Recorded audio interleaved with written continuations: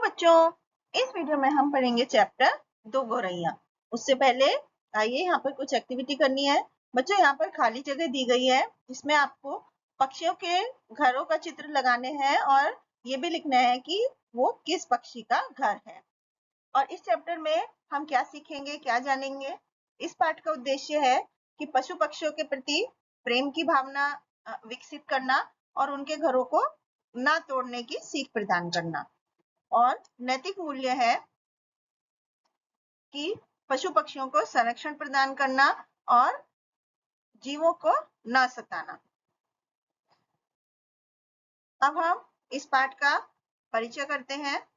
बच्चों, इस कहानी के लेखक हैं भीष्म साहनी जी।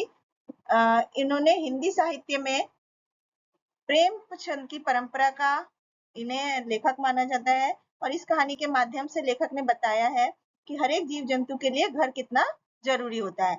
और भीष्म साहनी का जन्म 8 अगस्त 1915 को रावलपिंडी पाकिस्तान में हुआ था और इनकी मृत्यु जुलाई 2003 में हुई थी।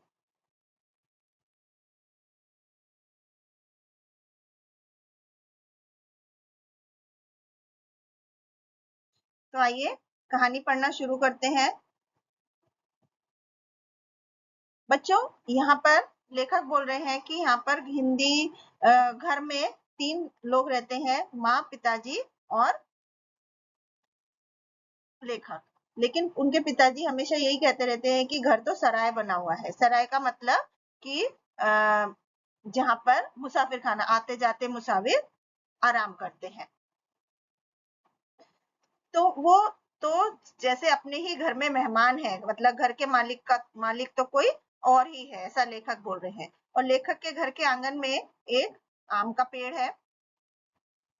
अलग अलग प्रकार के पक्षी उस पेड़ पर आना जाना लगाए रखते हैं। और लेखक के पिताजी कहते हैं कि जो भी पक्षी पहाड़ियों या घाटियों पर से उड़ता हुआ दिल्ली पहुंचता है वो सीधा उनके घर तक पहुंच जाता है। और जैसे वे पक्षी उनके घर का पता लिखवा कर लाए हों। उन पक्षियों में कभी तोते, कभी कौवे और कभी तरह तरह की गौरैया होते हैं। सारे पक्षी मिलकर के ऐसा शोर मचाते हैं कि लगता है कि जैसे कानों के पर्दे फट जाएंगे। और लेकिन उनके शोर सुनकर लोग कहते हैं कि पक्षी गा रहे हैं। और लेखक कह रहे हैं कि घर के अंदर का भी ऐसा ही हाल है। चूहे रात भर एक कमरे से दूसरे कमरे में दौड़ लगाते रहते हैं। बिल्ली घर में रहती तो नहीं, लेकिन उस घर उसे भी बहुत पसंद है और वह कभी कभी मन आया तो अंदर आकर दूध भी पी जाती है। और शाम होते ही 2-3 चमगादड़ नजर आने लगते हैं। घर में कबूतर भी इतने ज्यादा हैं, दिन भर गुटरगू की आवाज सुनाई देती रहती है। और तो और घर में छिपकलियां भी और बर्रे भी हैं। चींटियों की तो जैसे फौज ही छावनी डाले हुई है। अब एक दिन 2 गौरैया लेखक के घर के अंदर घुस आती हैं और जिसे देखकर लेखक के पिताजी बोलते हैं कि वो मकान का निरीक्षण कर रही है, यानी एग्जामिन कर रहे हैं, उसको चेक कर रहे हैं कि उनके घर रहने लायक है भी कि नहीं।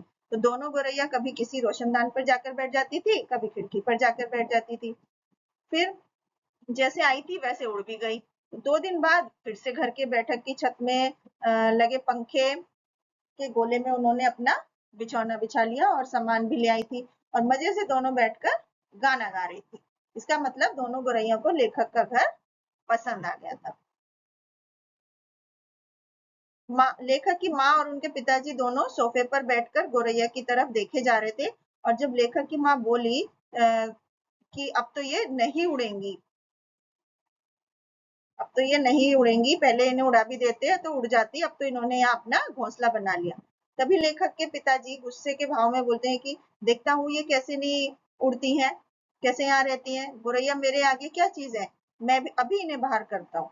और इतने में लेखक की माँ ने मजाक करते हुए कहा कि छोड़ो जी, चूहों को तो निकाल नहीं पाते, अब चिड़ियों को निकालेंगे। तभी लेखक के पिताजी तुरंत से खड़े हुए और पंखे के नीचे जाकर जोर से ताली बजाई और मुंह से शू शू करके कहा। बोले लेखक की माँ को मजाक सूझा, वो हंसकर बोली, चिड़िया एक दूसरे से पूछ रही है, चिड़िया एक दूसरे से पूछ रही है कि आदमी कौन है और नाच क्यों रहा है। इतने में लेखक के पिताजी और भी ज्यादा गुस्सा आ गया उनको और वो पहले से भी ज्यादा ऊंचा कूदने लगी। अब गोरैया घोंसले में से निकलकर दूसरे पंखे पर जा बैठी, मानो उन्हें पिताजी का नाचना जैसे पसंद आ गया। वहां फिर हंसने लगी। ये निकलेंगे नहीं जी, अब उन्होंने अंडे दे दिए होंगे।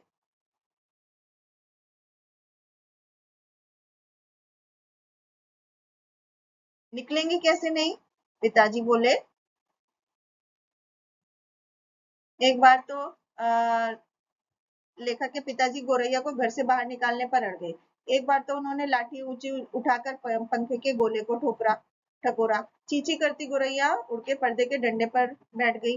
लेखक की माँ दोबारा से हंसकर बोली, इतनी तकलीफ की क्या जरूरत है, पंखा चला देते तो ये उड़ जाती। अब लेखक के पिताजी ने फिर लाठी उठाई और गोरैया पर टूट पड़े।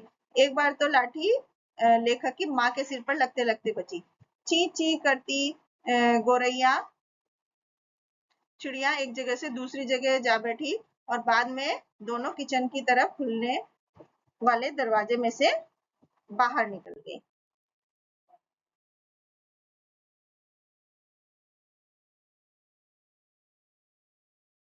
लेखक के पिताजी की हर बार कोशिश असफल हो जाती थी और गोरैया किसी न किसी रास्ते से घर के अंदर आ जाती थी। लेखक की माँ गंभीरता पूर्वक बोली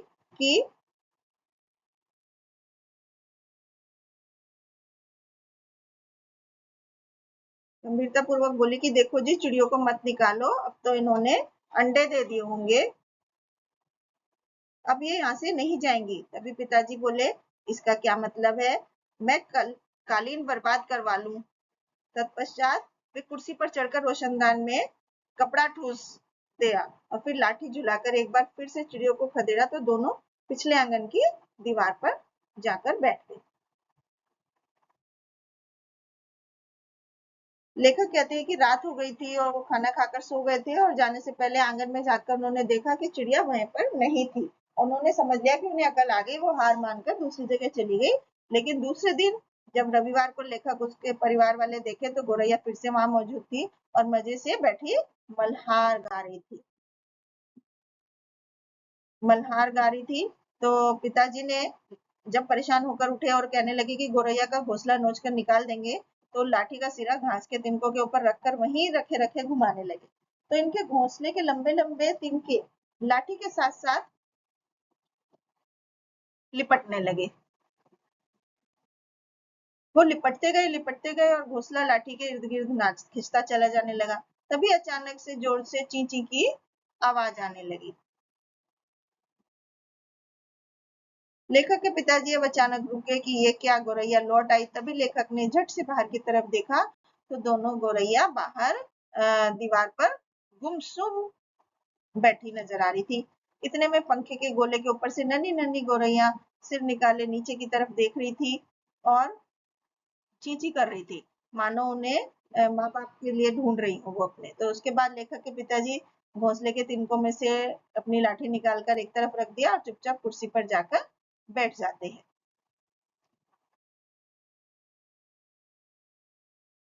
इसके बीच लेखक की माँ कुर्सी पर से उठाकर सभी दरवाजे खोल देती है और नन्ही चिड़िया की आवाज सुनकर उनके माँ बाप झट से अंदर आ जाते हैं और चींची करते उनसे जा मिलते हैं और उन्हीं उनकी नन्ही नन्ही चोंचों में चुग्गा नन्ही नन्ही चोंचों में चुग्गा डालने लगे। कमरे में फिर से शोर होने लगा था, लेकिन इस बार लेखक के पिताजी उन चिड़िया की तरफ देख देख कर मुस्कुरा रहे थे। तो बच्चों, ये जो कहानी है ये भीष्म साहनी जी ने लिखी है और इसका जीवन मूल्य है कि हमें कभी भी पशु पक्षियों के बने घरों को नहीं तोड़ना चाहिए। जिस तरह रहने के लिए हमें घरों की जरूरत होती है, उसी तरह पशु पक्षियों को भी रहने के लिए घरों की जरूरत होती है।